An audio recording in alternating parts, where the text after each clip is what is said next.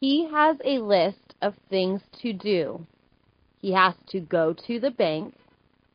He needs some cash. He needs to get some cash from the ATM at the bank. He has only $10 in his wallet. Then he has to go to the post office. He needs stamps. He has to buy a book of stamps.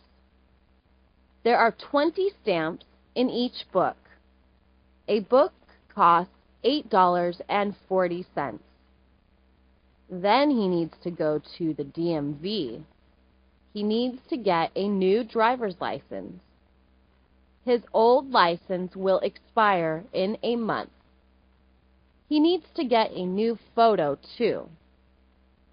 Finally, he needs to go to Best Buy. His girlfriend wants the DVD of Season 4 of Lost. She loves that TV show. It's about people who are on an island. Their plane crashed onto the island. It is a strange island. It has strange animals and strange people. It has black smoke that chases people and kills them. Everything that happens is a big surprise. It is a crazy TV show.